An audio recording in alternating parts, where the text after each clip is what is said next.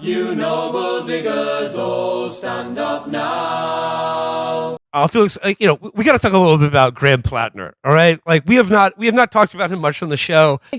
I mean, the thing that was like a deal breaker for me was the fact that he was a mercenary. Yeah, that he joined one of the most heinous private armies in the world. Yeah, I know he said it was like I was working for a subsidiary and I was doing embassy security, but like that to me is the biggest demerit against his character and judgment. But like I gotta say, if I lived in Maine, I would still vote for him. Like what do you? The thing that I found just like a deal breaker is that like at the end of the day, he's still like I condemn Hamas too guy, and it's like. If you're a guy with that many skeletons and that many fuck ups, it's like why are you still sounding like fucking Elizabeth Warren on this issue? Right, one of the biggest single fucking contradiction in American politics. But again, like out of our fucking hands, no one who could sit through an episode of Deadwood is deciding this election. No one. No, I'm not even going to say read a book. That is, what's next? They're going to finish an orchestra? Fuck off. No.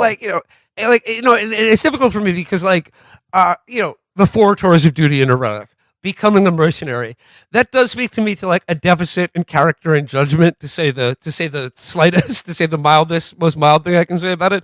But that being said, like all of his public political pronouncements, all of his public statements and the campaign he's running seem to be, I'm totally cool with it. It seems like he's saying,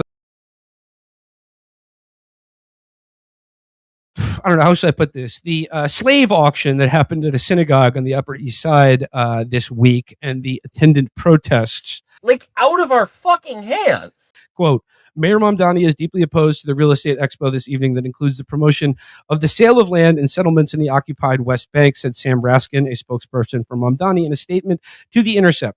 These settlements are illegal under international law and deeply tied to the ongoing displacement of Palestinians.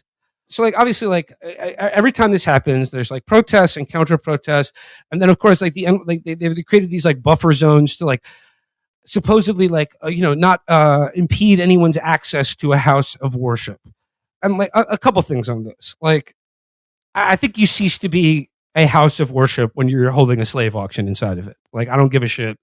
And like, and the thing is the promoters of these like land sales in the West Bank are hosting them in synagogues entirely intentionally, so that they can basically use the human shield technique to just be like, oh, they're protesting our religion or whatever.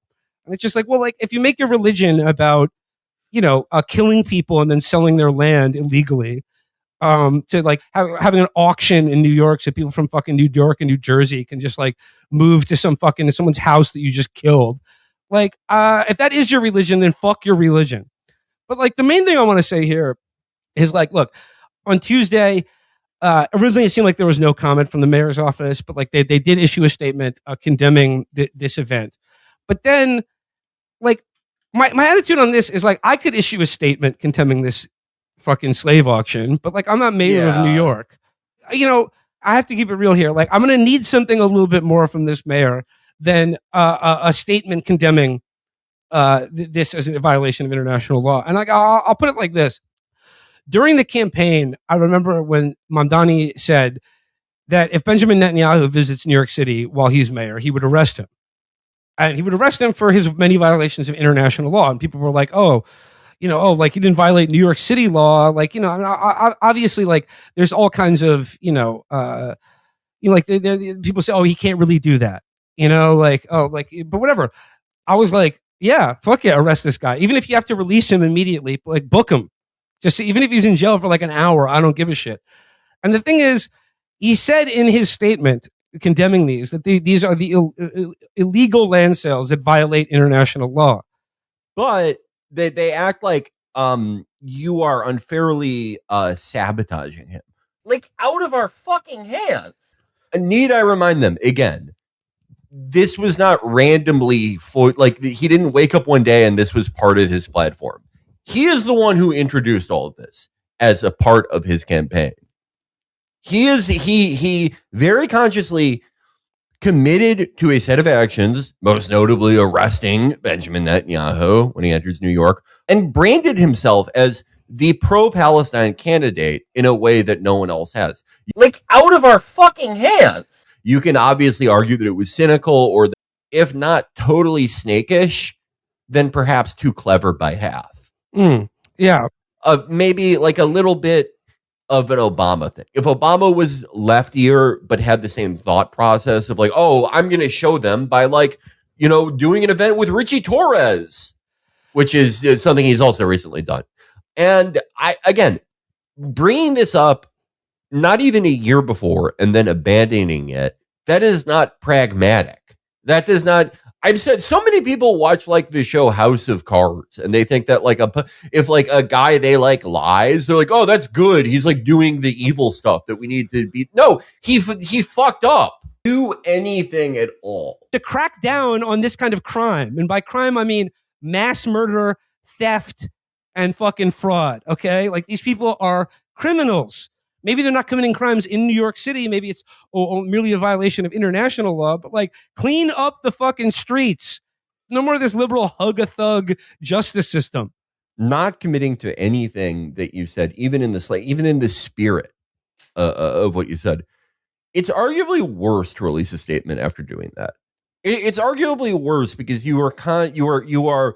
It is like a signal to everyone who is in favor of holding these auctions that hey, my hands are out of my pockets. I'm not going to jump out. Like out of our fucking hands. Leadership on this issue, or lack of like serious leadership, or the idea that like just issuing a statement is enough.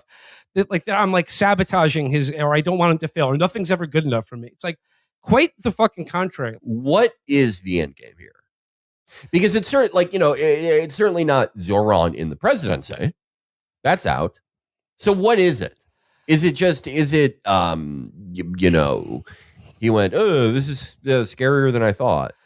If you stand with Israel right now, go fuck yourself. So all I'm saying is use that power. Shield the people going to loot the fucking corpses of people being killed by like a foreign military to protect their feelings or even their fucking safety. I'm sorry. I'm like, it's not good. Can't do it. Can't have it. Can't have it. Yeah. Like out of our fucking hands. Yeah. These people should be made to feel uncomfortable. And in doing so, nobody fucking cares. Like this is not an out there insane fringe position. People are fed up with this shit. It's like, okay, well then that means his judgment is really fucking shitty. If he legitimately had a change of heart, okay, great. Why does he have to be the leader of the fucking party? Why all these guys who are like, I think if you could force Zohran to answer this question, why did you commit to doing all these things? If you're not even going to fucking do away with this buffer zone shit, he would go, I made a mistake. Okay, then why are you the fucking guy? I was excited. Okay, I think you're a bad person for a leadership public-facing position. Can't do it. Yeah. Can't do it. People just yell at you and you want to argue about the same thing for like 12 years. Is veiling their actual beliefs behind some mythical person or normal person or voter. Like out of our fucking hands. Self-selecting, sure. But I've never met someone who's like, yeah, I think it's pretty bad, but I don't like how they're protesting houses of worship. That seems to be a pretty fucking fringe position. That's the fringe position. And like doubly true for the war in Iran. Like there is nobody in this country who's not getting not getting paid directly by the state of Israel who's in favor of this war. No one. Essentially, what do you want us to do? To not say it doesn't have a right to exist? Side with its enemies? Yeah. So what do you want us to do? Support the people that are actually fighting them? No, that would be evil. Exactly. Like you should be very wary of people who say the thing that was previously unsayable. You can't just say the right things. But like, I gotta say, if I lived in Maine, I would still vote for him. Like, what do you like out of our fucking hands?